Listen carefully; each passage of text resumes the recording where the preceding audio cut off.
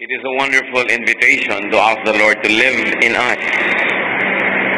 Na ang Espiritu ng Panginoon ay manahan sa ating puso at ang kahulugan nito ay ang buhay na payapa, tahimik, maibigin at buhay na malaya.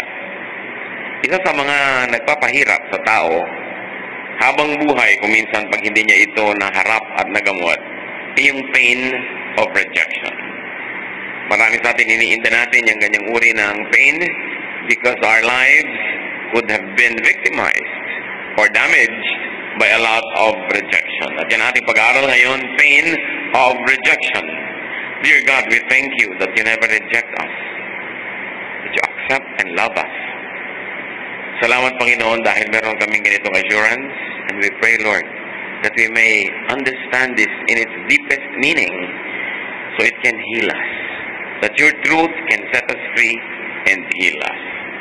Patawarin niyo po kami sa mga kasalanan namin, linisin niyo po kami, at ngayon humihingi rin kami ng lakas ng aming katawan, talino, para maintindihan namin ang mensahe ninyo, at pusong masunurin upang ang iyong mga mensahe ngayon ay huwag malaglag lang sa mga binging tainga, kundi ito'y malaglag sa isang mayamang lupa kung saan ito mag-uugat, yayabong, mamumulaklak at mamumunga ng kagandahang loob at kapayapaan.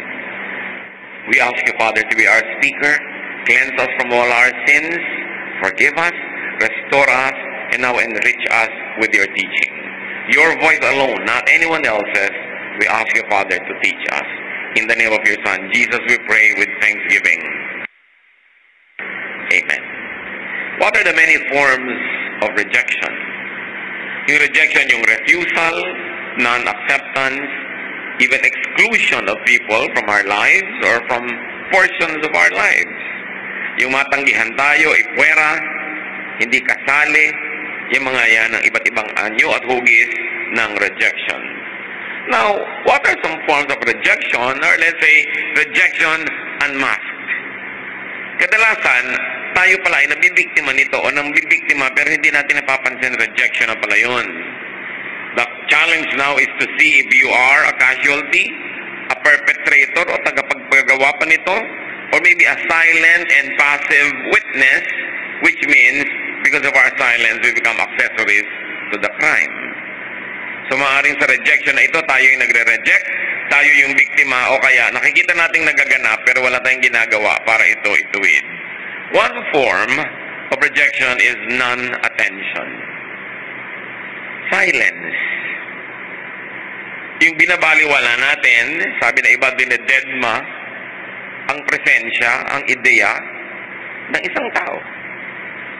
At yan, tuwing nararamdaman, nung ginagawa nun, nakakasakit.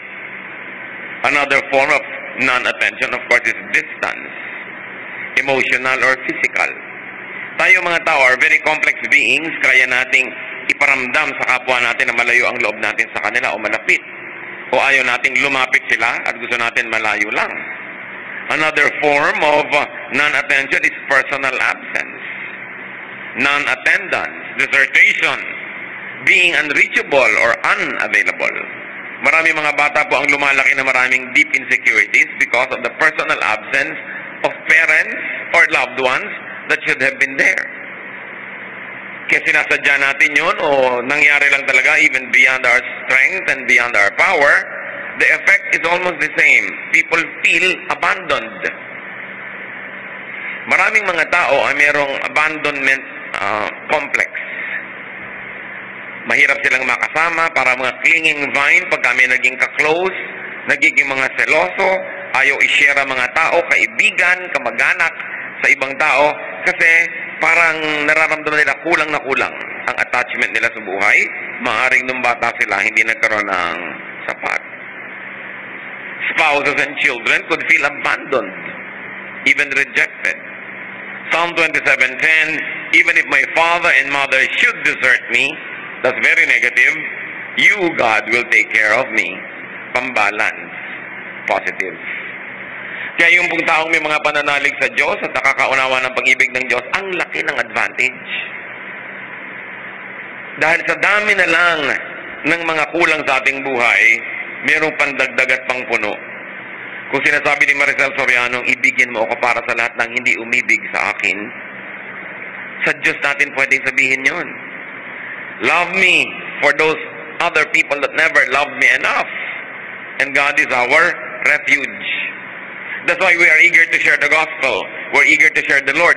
Hindi lang para dumami yung members natin, para hindi lang lumaki yung grupo natin, because people need God. And we need God to fill the deepest needs of our psyche, of our minds, of our hearts. Buti na lang may Diyos. At buti na lang kung minsan, may isang lola, may isang tiya, may isang kaibigan na nakakapuno sa napakalaking non-attention na natatanggap natin mula sa mga dapat sana'y tanggapan ng attention. Another form of non-attention is neglect. Pagpapabaya, pagbabaliwala sa mga dapat ay pinapahalagahan. Even non-discipline of children. Mga batang hindi natin pinapalo kung dapat paluin, hindi natin tinutuwid. Alam nila dapat silang ituwid, dapat silang paluin, kaya habang hindi mo pinapalo, lalong nagiging malikot, lalong nagiging mahirap kasama, kasi talagang they are asking to be disciplined.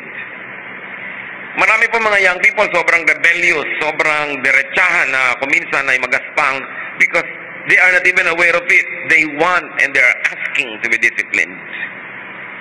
Kailangan natin ng disiplina. Proverbs 3:12, the Lord corrects everyone He loves, just as parents correct their favorite child. And once again, I like to bring up the issue of the absentee parent. Because of our economic difficulties, many parents are obligated to work away from their growing up children. Ang nangyayari, nagkakaroon ng feeling of abandonment. And when the parents are briefly present for a short vacation, they overcompensate. Binibili nila yung loyalty ng bata, ibinibili ng lahat ng gusto, hindi pinapagalitan. And then we are creating children that are not balanced. Napakalaki ng social cost ng pag-export natin ng mga tao. Kaya ang dalangin natin, hindi magtagal na policy ito ng ating lipunan na pamasak buta sa mga problema ng bayan, nagkakahiwa-hiwalay ang mga tao. Napaka-importante na nasusubaybayan ang mga bata. Kaya malaki rin ang pananagutan ng mga naiiwang kasama ng mga batang ito na magpakamagulang, mangdisiplina, magturo. Another non-attention that is a form of rejection is broken words, broken promises. Gaano karaming beses ang sumama ang loob nyo dahil may sinabi, ipinangako ang isang taong mahalaga sa inyo tapos hindi natupad. Ang reading kasi natin noon, I'm not important enough, hindi ako pinahalagahan kaya hindi tinupad. Kahit pa nga may dahilan at naiintindihan ng utak mo yung dahilan, nagdaramdam pa rin ang iyong puso. Dahil tayo may isip at may damdamin. Kumisan kahit naaabot ng isip natin, yung damdamin nandun pa rin talagang naghihinanakit. Another form of rejection is non-acceptance. Diba, non-attention, hindi naman halata. Hindi naman halata kung hindi mo laging pinapansin na isang tao as pinapansin mo in a negative way, pero yung hindi mo lang pansinin. Rejection. May batang sumasayaw, hindi mo tinitingnan. May kumakanta, hindi mo pinapakinggan. Meron kang kamag-anak na nagpipinta, hindi mo ina-appreciate. May nagluto, hindi mo sinasabing nasarapan ka. Puro mga non-attention yun eh. May rejection yun. Kaya kung magiging honest yung mga nagluluto sa bahay, wala nang inabangan kundi may sabi yung kumakain na masarap. Kung nakakain na, nakalahat na, wala pa man lamang na appreciation, merong feeling of rejection yung nagluto. Kaya mahalaga, sensitive tayo dyan, mga kapatid. Non-acceptance. Ano-ano yan? Mga outright refusal of invitation, of advances, of overtures. Refusal. Meron namang oblique refusal. Ang tagal-tagal sa ng yung husband or wife sa banyo, tapos paghiga niya, tulog ka na, tinulugan mo lang pala. That's refusal. Nagbibigay na siya ng body language na gusto niya ng intimate moment. Ikaw naman, ang sakit ng ulo ko. Naglalagay ka pa ng mga salompas sa sentido mo. Diba? Parang kahit hindi aminin ng asawa, they feel bad because they think it's a kind of rejection. Another non-acceptance, of course, is non-praise, non-affirmation. Hindi mo naman pinintasan pero hindi mo naman pinuri. Hindi mo ipinakita ina-appreciate mo isang bagay. conditional acceptance. Anak, mahal kita pag first honor ka, pero pag second honor, hindi kita pinapansin. Conditional. Favoritism is non-acceptance. When you accept somebody who's supposed to be equally accepted, when you accept somebody more than you accept someone else, that's favoritism. And distrust. When our children, when our spouses, when our loved ones feel and sense that we don't trust them enough to deliver, to stay safe, to be doing intelligent things, they feel bad. Because distrust is non-acceptance of the person's reality. Another form of rejection is physical violence. Isang obvious nun. Nananakit ka na talaga.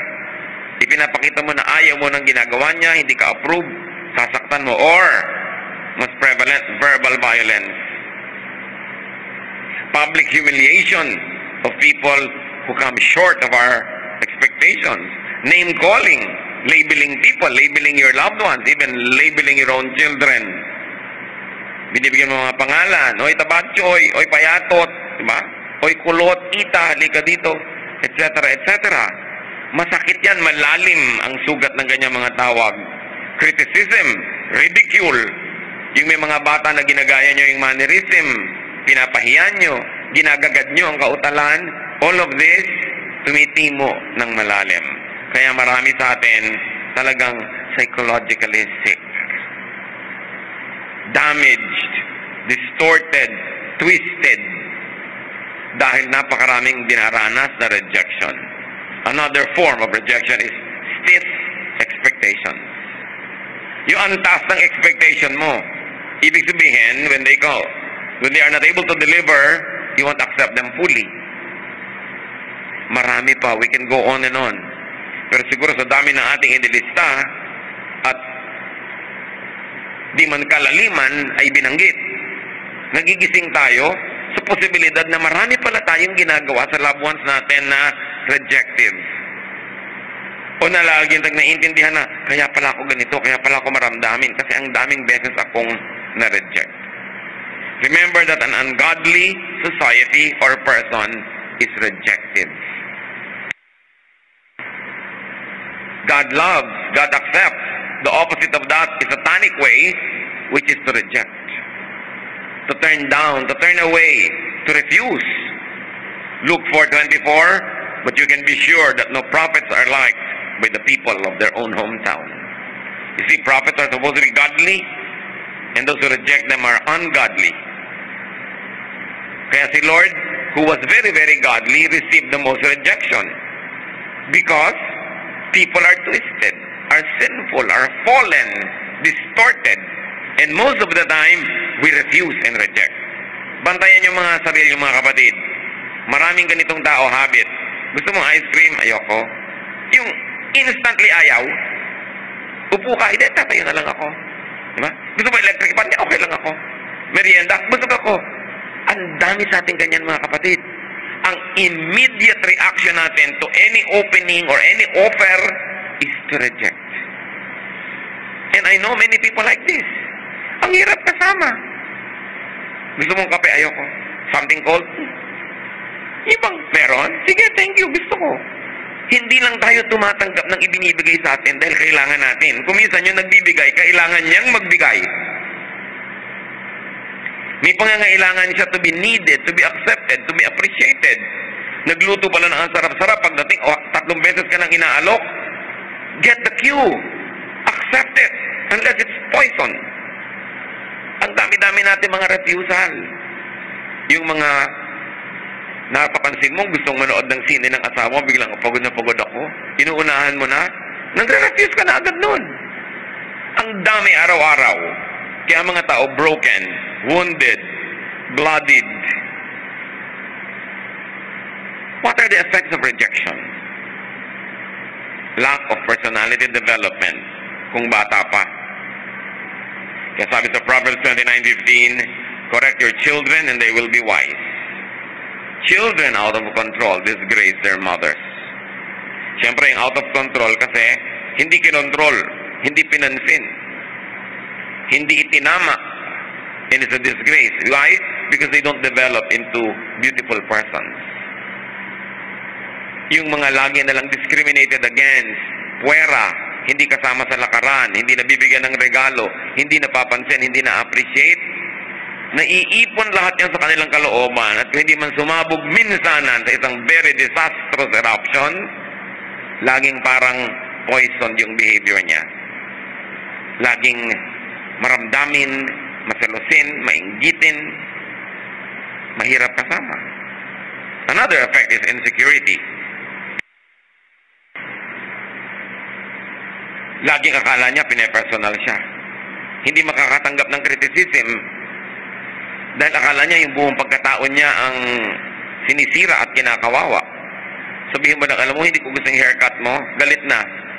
Hindi ko naman sinabi, hindi kita gusto yung haircut mo lang. Pero hindi nila yun mapaghihiwalay kasi hindi sila nabigyan ng skill na maniwala that there's something good in them, and therefore, kung may ayaw ka, yung particular bagay lang na yun ang ayaw mo. Iniisip nila, ayaw mo na sila buong buo. Kaya lagi nilang lumalaki ang gulo, lumalaki ang away pag silang kausap mo. Because they're insecure. Bitterness is another effect. May mga tao parang galit sa mundo, galit sa buwan, galit sa araw, galit sa hangin, galit sa dagat. Lagi silang galit. Nakaka-invento lagi ng irereklamo, nakaka-invento lagi ng pag-aawayan. Kahit wala kang ibig sabihin, hahanapan nila ng ibig sabihin at mamaya nag-aaway na kayo. Because there's a lot of bitterness in the heart. And of course, it could lead to introversion. People sulk and people find security only in closing all doors, in imprisoning themselves inside the safety walls that they have invented for themselves. Lalong mahirap abutin. Nandyan, ayaw magsalita. Ayaw mag-express. Everything is against what we have been designed to be doing. Not to mention, of course, a great effect of rejection is emotional pain. Merong isang recently na-discover ang mga scientists. Functional magnetic resonance imaging or fMRI shows that the dorsal anterior cingulate, kunwari naiintindihan natin, ha? You know, the emotional region of the brain that registers pain physically is the same part of the brain that registers emotional pain. In other words, pag hinataw kita, hinampas, binambok kita ng 2x2, there's a certain part of your brain na doon nagre-register yung pain. Pero pag sinabihan din kita ang pangit mo, doon din sa part na yun nagre-register yung pain. In other words, the pain that the brain perceives is the same whether it comes from a physical blow or a verbal one. Kaya sa mga batas ngayon natin, consider na rin yung verbal abuse as abuse.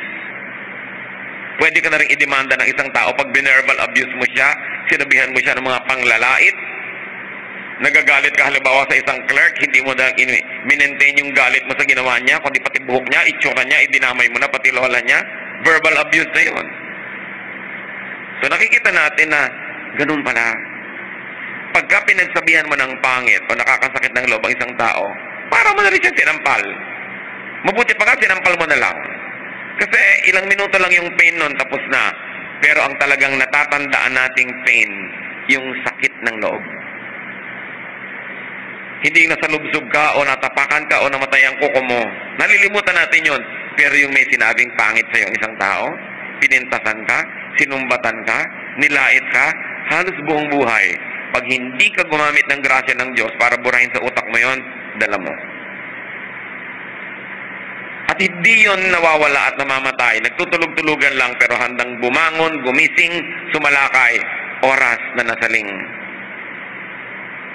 When it is provoked, then you realize that it has never died.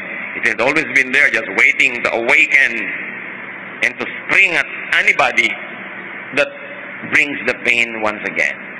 Kaya mayroong mga tao, liit-liit na bagay, galit agad eh. Kasi maraming unresolved issues in their lives. Another effect, of course, of rejection is vindictiveness. Yung mga taong nung bata, ang feeling nila na reject, pagtandaan nila, sila rin yung nangre-reject sa mga ibang bata. Gumagante. Sila rin yung mga ang susungit. Kaya nakita nyo, sinong usually mga masusungit? Diba?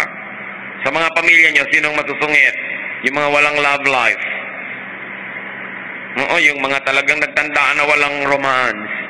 Ang liit-liit, ingay mo! Galit agad, nangungurot. Yan yung mga nanlilisik ang mga mata sa konting problema mo. Pero kung may boyfriend niya, talagang lalala, kahit tapakan mo, hello. Kasi enjoy eh. Kaya mabuting prescription niyang get a boyfriend. Diba? Get a girlfriend, get a papa. Basta hindi ka nang aagaw ng asawa ng may asawa. Kasi malaki talaga yung bagay na ikay accepted, love, nakakatanggap ka ng text na miss ya. Talagang lumiligaya ka kahit gutom ka, talagang nababawasan yung hapdi na sikmura mo. Iba talaga yung may pagmamahal, kahit hindi romantic, kahit friendly. Kaya huwag tayong kontrabida sa mga taong nagmamahalan, basta hindi sila nangaagaw. Mga magkakaibigan na very close, kuminsan pati mga kamag-anak nagagalit pa. Ba't lagi kayo magkasama magkaibigan? Eh, sasamahan mo ba? Hindi naman. Hayaan nyo, because we all need this. Kailangan natin yung may umaalalay sa'yo. Kung ba't ang lalakas naman natin, pero gusto mo rin yung may umaalalay sa'yo. Kaya mo namang kumain. Ang lakas-lakas ng braso mong sumubo. Pero iba yung dating pag may nagsubo sa'yo. Ganun talaga tayo, kinrate tayo ng Diyos na gusto nating makipagmahalan sa kapwa. So huwag tayong mga kontrabida sa kanya, mga pagtitinginan ng ating mga kapwa-tao. Of course, another effect of rejection is physical weakness and illness. Now, this is another scientifically proven claim. Now, it's a fact na yung mga tao na maraming feeling of being rejected, mababa ang immune system.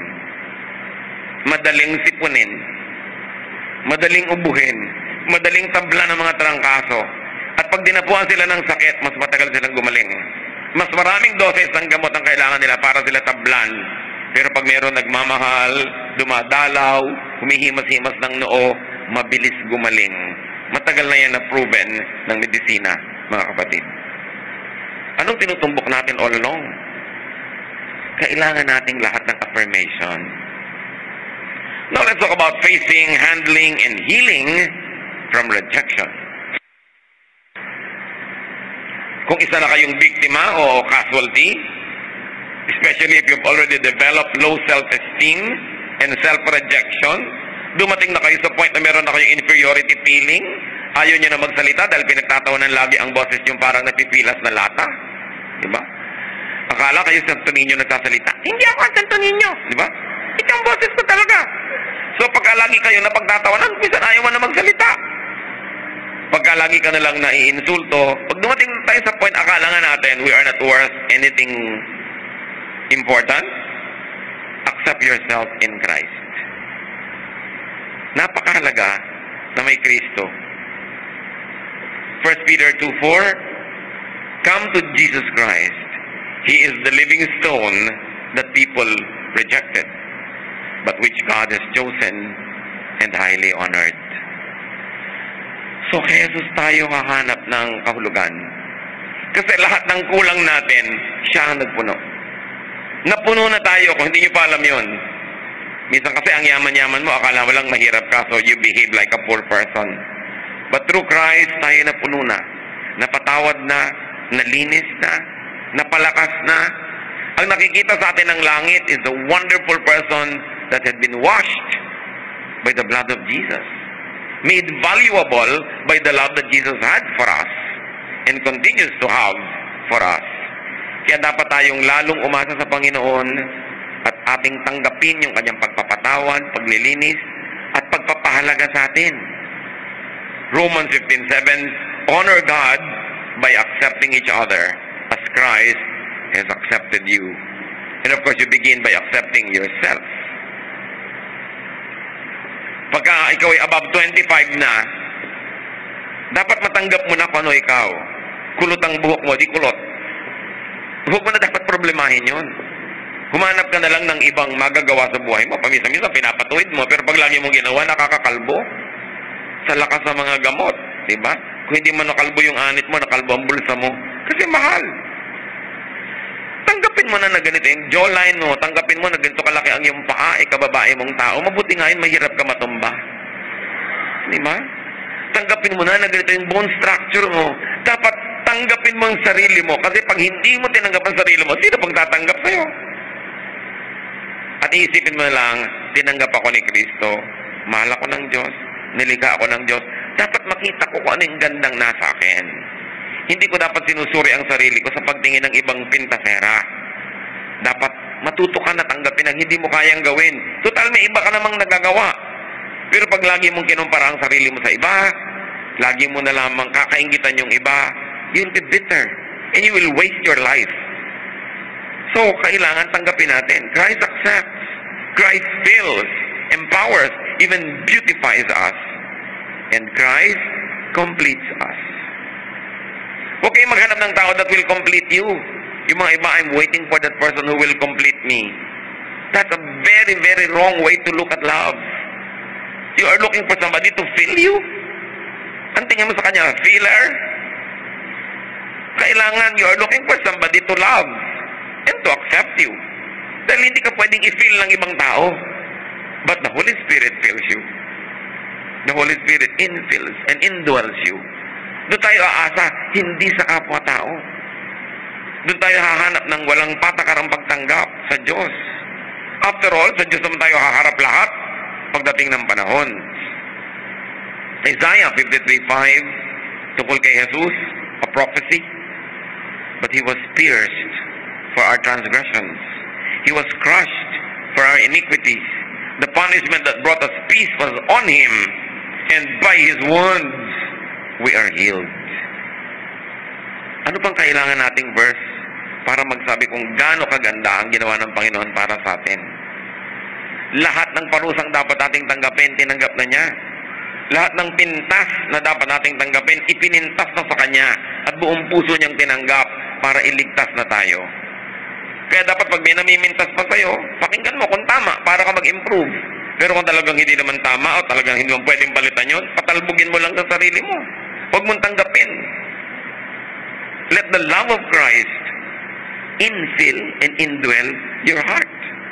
Dahil pinagaling na tayo, nagkasugat si Jesus para tayo gumaling. Exchange yan eh. It's an exchange gift. Christ gives you His wellness. He takes away your illness and carries it to the cross and dies carrying our infirmities. 1 John 1:7. But if we walk in the light, as He is in the light, we have fellowship with one another. And the blood of Jesus, His Son, purifies us from all sin. Past, present, future. Yun ang ibig sabihin ng all.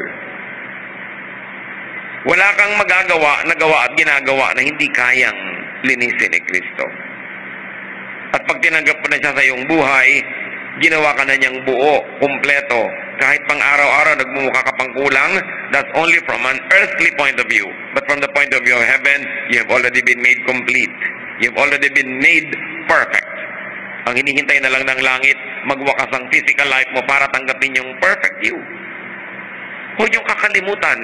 Kasi madaling makalimot. At pag nakalimot ka, you will sulk. You will indulge in self-pity. Then you will become bitter. You will become a very difficult monster to be with. Jesus knows the pain of rejection. Wala tayong rejection na naranasan at mararanasan na hihigit sa naranasan ng Panginoon. Isaiah 53:3, He was hated and rejected. His life was filled with sorrow and terrible suffering. Can you imagine how a life is described? It was filled with sorrow so that we will have happiness. His life was filled with suffering so we can have comfort, ginhawa. At pag hindi natin ginagamit yung available blessing, tinatanggihan natin yung ibinibigay ni Kristo. Pagpatuloy tayong naniwala na wala tayong kwenta, binabaliwala natin yung pagpapahalaga ni Jesus para sa atin. Psalm 27:10, Even if my father and mother should desert me, you, God, will take care of me. Sino ba namang father and mother na nagde-desert ng anak? Napakakonti nun. Pero sabi, kahit mangyari pa yan, ikaw, Diyos, hindi mo gagawin sa akin yun na ako'y talikuran. So accept yourself in Christ. Develop your personality, your talents, and your skills. Because that will give you self-satisfaction. It will also improve your self-acceptance and affirmation and belongingness with other people. Siyempre, kung useful ka, marami kang ginagawang mabuti, mabunga, mas madali para sa ibang tao na tanggapin ka. Hindi naman masama na bigyan mo sila ng dahilan para tanggapin ka. Padaliin mo sa kanila na tanggapin ka. Pagka naman ikaw ay hindi pabigat, ikaw ay nakakatulong, masarap kasama, siyempre tatanggapin ka.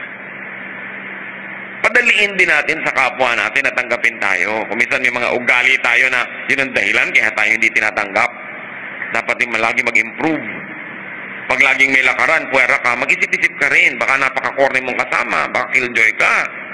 Pag may kainan, hindi ka kasama dahil baka naman hindi ka na naglibre kahit kailan. Ikaw na lang lagi ang inililibre. Pagsasawaan ka siyempre. Kailangan meron kang mga plus factor para dumali sa mga tao na magustuhan ka. Psalm 139:14, and I praise you because of the wonderful way you created me. Everything you do is marvelous. Of this, I have no doubt. Do you praise God because you are wonderful? Hindi yabang yun because you were made by a wonderful God. Lord, salamat po. Ay, ang ganda-ganda ko. Thank you, Lord. May pray ba kayo ng ganon? Yung ang bait-bait ko, thank you, Lord. Yung mga ginawa sa'yo ng Panginoon, very talented ako sa music, thank you, Lord. O lagi mo nalang iniisip yung talent ng iba. Sabi niya, I praise you because of the wonderful way you created me. Remember, you praise God, your maker, not yourself, but you appreciate the good thing that God has given you. Hindi puro reklamo. How else do you handle the issue of rejection? Accept others. Heal by healing others.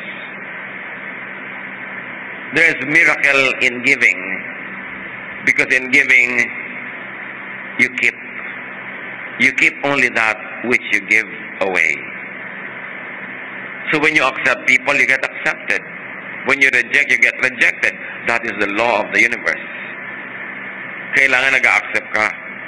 Romans 15:7, honor God by accepting each other as Christ has accepted you.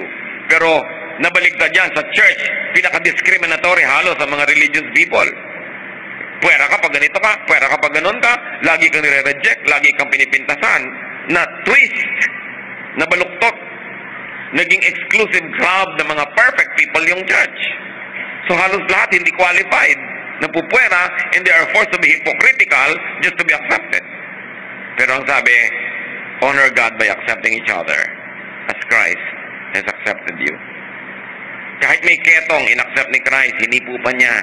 Patay na nga, inaccept pa niya, hinipo pa rin niya. Babaeng dinudugo, considered unclean, pinaghimalaan niya. Mga bata na mga etchepuera, kinalong niya. Mga babaeng nahuli sa akto ng pangangalo niya, iniligtas niya sa mga gustong gumawa ng masama at patayin yung babae. Christ accepts. Dapat ang buong New Testament, mga kapatid, tinitingnan natin from the frame of Jesus. Don't look at Jesus from the frame of the Old Testament, but look at the entire Old Testament from the frame of Jesus, and whatever you will emphasize, whatever you will die for, whatever you will advocate, it is advocated by the frame of Jesus. And whatever you will reject that which Jesus rejected. Because Jesus is the Son of God. Jesus is our Savior, the author of life. And you must look at the entire New Testament from the frame of Jesus. Baligtad kasi, you look at Jesus from the frame of the New Testament. Dapat yung standard ni Jesus, i-apply mo sa standard ni Paul, standard ni Peter, standard ni Andrew, standard ni James, standard ng 2,000 years of church history. At pag sinabi mong, Jesus would have not done that kahit 500 years ang ginagawa ng church natin, then don't do it because Jesus would have not done it. Jesus is the measure of all things. Siya ang nagtuwid ng maraming kalikuan ng religious practices of his time. But sadly, though Jesus corrected many things that were being malpracticed by the religious, after Jesus went back to heaven, 2,000 years of history, nagpatong ng kung ano ng mga tradisyon, regulasyon, policy, hindi mo na mahanap si Kristo. Ang nahanap mo na, ang nakikita mo na, religious policies. You must go back to Jesus because Jesus is the Son of God. Jesus is perfect and sinless.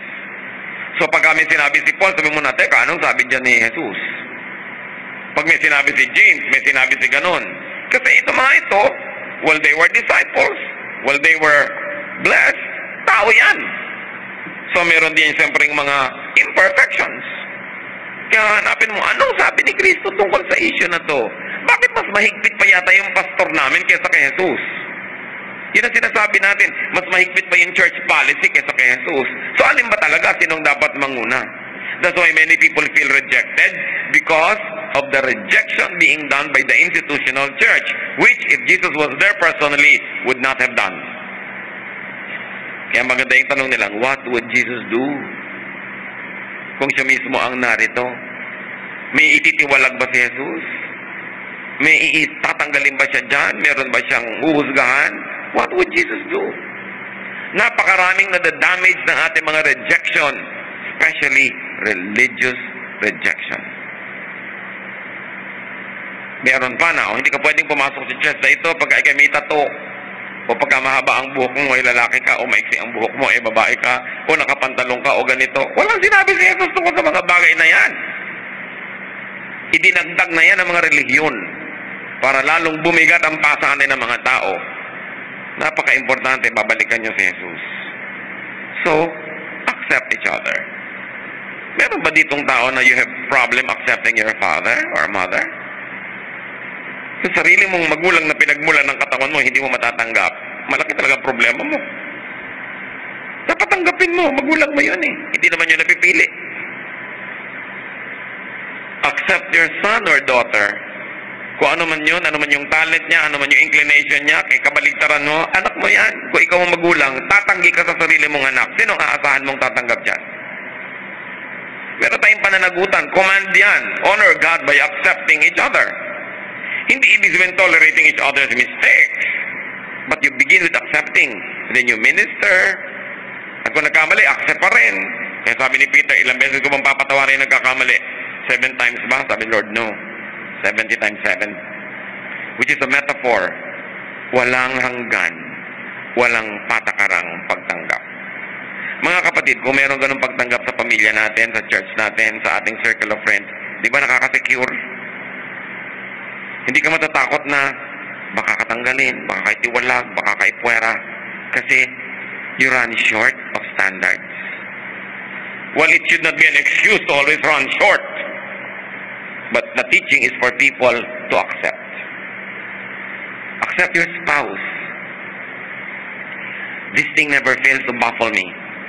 May mga tao nagpakasal, hindi naman tinutukan ng barel, buong puso nagpakasal. Tapos 30 taon ng asawa tong asawa na to, di pa matanggap.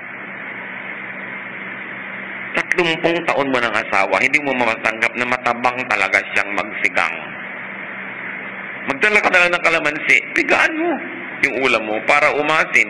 Yun na yan eh. Hindi mo pa matanggap na mahal niya yung nanay niya. Eh, mahal naman niya yung nanay niya. Mabuti nga, nanay niya yung mahal niya eh. Diba? Hindi naman masama, di makimahal ka na rin sa nanay mo. Yung asawa mo, laging gusto pumunta sa nanay niya, sumama ka. Sabi mo, mother-in-law, titira kami ito mga 3 years. Miss kasi namin pag hindi kayo pinagtabuyan nun. Kailangan marunong kang sumakay sa mga mahal mo sa buhay. Importanting yung standard mo, pagkasyahin mo sila. Hindi sila yung hirap na hirap magkasya sa standard mo. Accept people. Because when you accept people, the universe is a wonderful way of getting you accepted in return. When you can, when it's not bad, accept people's company. Gusto kang samahan? Pasama ka. Nagpapasama sa'yo, kaya mo naman, samahan mo. Hindi puro rejection. Accept people's ideas. Gusto ng anak mo, mga upuan nyo, ganitong ayusin. O sige, hindi naman natin kamamatay na naiba yung ayos. Accept people's kindness. May gustong tumulong, tanggapin mo. Kung hindi masama, hindi na kamamatay, give people attention. Give people time. Kung lalo't anak nyo at bata, give people the space in your world. Pagkasyahin nyo sila, i-accommodate. Give people affirmation, approval, praise, kindness. Hindi naman nakakamatay, nakakapagbigay buhay pa nga. Every cry for attention is a cry for help. Pag may nagpapapansin, May problema yon sa cry for help. Grow. Graduate to the level of being the attention giver from being the attention seeker. Hanggang ngayon ba sa buhay nyo, attention seeker pa rin kayo? O nag-graduate na kayo, kayo na yung attention giver? Kayo na yung pumapansin, imbes kayo nagpapapansin lagi. Grow to being the appreciative one from being appreciation hungry and even being critical. Grow into being the audience from being the performer. May bumabangka, pabangkain mo. May nagmamagaling, hayaan mo. May gustong kumanta, makinig ka. Hindi nakikipag-contest ka. Alam mo, nakapagbiyahe kami sa Palawan. Kami nga sa Hong Kong. Yung, hayaan mo na siya. Wow, Palawan, ang ganda. Ano nangyari? Manahimik ka na kahit nakapag-travel ka sa buong mundo. Ano nga namang, ang tanda-tanda mo na, nakikipag-contest ka pa. Dapat dumadating ka sa point na ikaw naman, o sige, hayaan natin siya maging star. Pampasaya. Makaka-relax ka, not to mention na maaari ka pang may mapulot na leksyon pag nanahimik ka at tinayaan mo yung tao magkwento. Why always be competitive? Yan ang trabaho naman ko isa ng mga matatanda, payabangan ng mga anak. Alam mo yung anak ko, US Navy. Diba? Yung anak ko nga, astronaut. Lagi yung mga matatanda nagbibingo ko, ano payabangan yan? Ano, pinadalan ako ng anak ko ng $100. Ako nga $1,000. Yung ganon, come on, relax. Matatanda na kayo, relax. Diba? Hindi kailangan mag-contest. Mas sasaya ang mundo, mas luluwag ang dibdib. 2 Corinthians 3:18, the Lord's Spirit makes us more and more like our glorious Lord. Ganon daw ang ginagawa ng Espiritu sa atin. Araw-araw, nadadagdagan ang pagiging kamukha natin ni Jesus. So kung nung araw gusto mo ikaw yung star, ngayon, nag-appreciate ka ng iba. Ganon si Jesus eh. He lets people shine. Binibigyan mo sila ng halaga kasi ikaw lagi ang mahalaga. Natututo ka ng paunahin sila sa mga pila, sa mga buffet, hindi lamang ikaw. We should graduate from that level of selfishness. Because we are changed from glory to glory by the Spirit of God. So be nourished by God's love. 1 John 4:16, God is love. If we keep on loving others, we will stay one in our hearts with God, and He will stay one with us. Marami nagtatanong, paano ko pumamahalin ng Diyos? Eh, hindi ko naman siya makita, mahipo. Paano ko mararamdaman ang pagmamahal ng Diyos? Sinabi na dito sa 1 John 4:16, mahalin mo ang kapwa mo, makipagmahalan ka, dahil mamahalin ka ng Diyos sa pamamagitan ng ibang tao. Siyempre, hindi ka naman nakakamuti ng Diyos yung likod mo kumakate, but someone will do it. But it is God sending that person to love you, and this is the love of God expressed through another person's love. How will you love God? By loving people that He loves. So kung gusto niyo makipag-ibigan sa Diyos, makipagmahalan kayo sa kapwa. Ganon kasimple at ganon kadali. Hindi nyo kailangan magtika at hanapin ang Diyos sa lahat ng ibabaw ng bundok ng mundo. Hindi nyo kailangan mag-fast na kutakot-takot. Makipagmahalan lang kayo, mararamdaman nyo ang Diyos. Bakit? Pumipintig ang puso ng Diyos sa dibdib ng bawat mananampalataya. Kahit nga hindi mananampalataya, pinagpapala din ng Diyos, binibigyan din niya ng talent. At mamahalin ka rin, kahit nang hindi mananampalataya, edi lalo na yung expectation sa mga mananampalataya. Pero ang sabi ng Bible, kung yung kapwa mo na nandyan, nakikita mo, nahihipo mo, hindi mo mamahal, eh huwag kang magpanggap, lalong hindi mo kayang mahalin ng Diyos na hindi mo nakikita. So begin by practically loving people around you. Just by being more loving, by accepting them more, letting them be what they should be, setting them free, giving them a good climate in which to blossom, find, and grow with a supportive fellowship. Kung meron kayong supportive church, fellowship, group, napakalaking advantage doon. Dahil ang laki ng commonality nyo, yung salita ng Diyos, yung Diyos mismo. At mahalaga mga kapatid, make and keep close relations. Huwag nyo i-isolate ang sarili ninyo. Yung iba na dala ayaw na magmahal uli. Ano bang mabuti? Magmahal ka uli? Masarapan ka, masaktan, o hindi ka nga nasaktan pero hindi ka rin naman nasarapan. Bakit ka pa nabuhay? Gusto mong mabuhay uli. Kung nasaktan ka na, nadala, love again. Baka naman sa 3 pagkakadala mo nun, sa ika-4, yun na. Diba? Just keep trying. At kahit hindi ka makarating sa buong buhay mo nung level na gusto mong pakikipag-ibigan, basta you're always willing to open up and to love and be loved, you live to the fullest. But remember this, huwag na nating pataasin ang usapan. Huwag nang pataasin ang theology. Makipagmahalan ka sa kapwa. Patawarin mo yung nagkakasala sa'yo. Hanggang kaya mo, magbigay ka. Tumanggap ka. Makipagmabutihan. Makisangkot. Makiisa sa mga tao sa paligid. And then you will never feel alone. Because one of the gravest feelings of human beings is being alone. Kaya, 1,000 taon, ang lahat ng parusa ng mga kaharian, ipapatapon ka. You are banished to a faraway island, to a country far away. Kasi parusa talagang malayo sa mga mahal natin sa buhay. Kahit sa mga preso ngayon, yung nagkakamali sa loob at grabe ang disciplinary problems, binabartolina, ikinukulong mag-isa. Kahit hardened criminal, takot na makulong na mag-isa, wala man lang kausap. So tayo na hindi nakakulong, anong titigil sa atin para makipagmabutihan? Siyempre may investment, naaabala ka, pero nangaabala ka rin naman eh. Minsan, nagagastusan ka, pero ginagastusan ka rin ng iba. Give and take. Two-way street. This is the way to live. It is simple. Sundin ang itinuturo ng Biblia. And when everything else fails, sometimes, remember God. Hebrews 13:5, the Lord has promised that He will not leave us or desert us. So also, we should not leave or desert people who depend on us. Yung mga lalaki na biglang nahuhumaling sa ibang babae, iniiwan ng asawa at mga anak, dapat maumpog ng malakas para matauhan. Kasi meron kang pananagutan sa iyong asawa at mga anak. Hindi lang pagsunod sa iyong damdamin. Dapat tayong serious sa ating mga pananagutan. Kasi sa bawat taong hindi natin minamahal na dapat ay mahalin natin, nakakapanakit tayo, lumilikha tayo ng malalalim na sugat na kung minsan hanggang kamatayan na lang dala pa ng tao. Especially, we should be nice to children. We should be appreciative, but we must never fail to discipline them. John 13:34, but I am giving you a new command. You must love each other, just as I have loved you. Marami mga relihiyoso ay pinagpapatayan yung 10 commandments at yung kahigpitan nun. Pero sabi ni Lord, may bagong command. Love. Be loving. Be lovable. Why?